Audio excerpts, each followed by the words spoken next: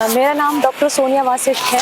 मैं राजकीय महिला महाविद्यालय में संस्कृत सहायक प्राध्यापिका के रूप में अपनी सेवाएं दे रही हूँ फरीदाबाद में।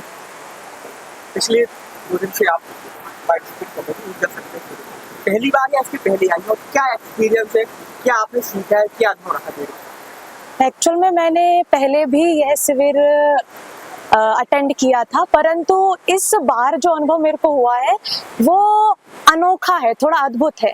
पिछली बार मुझे इतना अनुभव नहीं हो पाया था, परंतु इस बार मुझे अलग अलग अनुभव हुए हैं।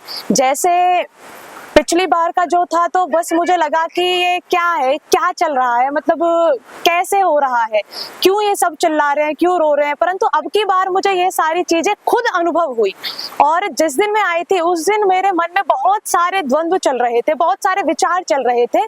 परंतु ये 2 दिन की साधना करने के बाद अब मेरे वो विचार एकदम जैसे शांत हो गए। अब मेरा मन एकदम निर्विचार की अवस्था में है। 2 दिन जो प्रक्रिया करवाई जाती है स्टेप बाय स्टेप, तो उससे क्या मिलता है, किस तरीके कई लोग बताते हैं पूर्वज हमारे पूर्वज गए थे वो हमें याद आए। आपके साथ ऐसे क्या घटना थी, क्या ऐसा अनुभव हुआ है आपको तो अलग हटके? जैसे मैं हनुमान जी को अपना इष्ट देवता मानती हूँ, तो मेरा जीवन में एक ही उद्देश्य है कि मुझे हनुमत कृपा चाहिए। तो वह जो कृपा है वह मुझे अनुभव हुई उस साधना के दौरान।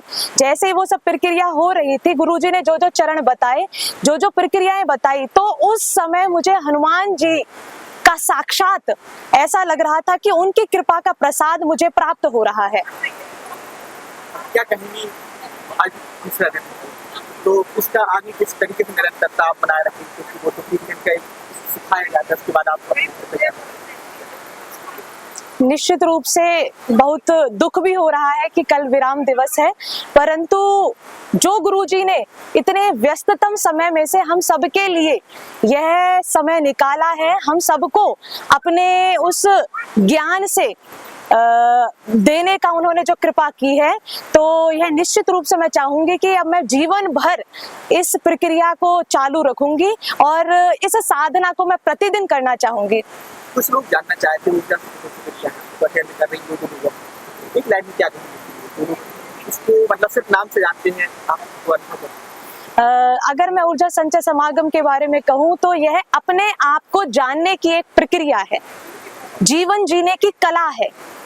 तो यदि किसी को भी अपने जीवन में अशांति ज्यादा हो रही है, विचारों में उलझ रहे हैं, डिप्रेशन है, तनाव है, तो उन सबको मैं चाहूंगी कि एक बार ऊर्जा संचय समागम जरूर करना चाहिए, ताकि वो अपनी आंतरिक ऊर्जा को संचयित कर सके और अपने जीवन में अपने लक्ष्यों को प्राप्त कर सके।